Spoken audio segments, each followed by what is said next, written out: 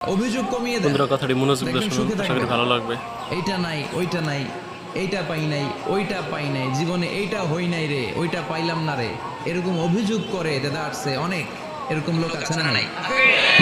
এরা অসুখী, এরা অসফল। সফল ব্যক্তিদের একটা গুণাবলী হচ্ছে এরা কমপ্লেইন করে কম, কমপ্লেইন করে কম। তারা শুকরিয়া করে বেশি, দে আর ভেরি গ্রেটফুল। তারা শুকরিয়া করে বেশি। এটা পাই নাই, ওইটা পাই নাই, এগুলো বলবেন না। কারণ আপনি যেটা পাইয়া খুশি না, অনেকে এইটা পাওয়ার জন্য সংগ্রাম করে যাচ্ছে। আপনি এখন যে জায়গাটাতে আছেন, এই জায়গাটাতে পৌঁছা অনেকের স্বপ্ন।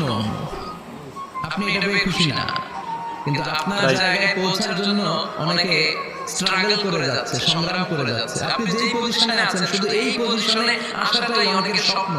তো শুকরিয়া করবেন না কেন? এজন্য সব সময় আমাদের বেশি বেশি শুকরিয়া করতে হবে।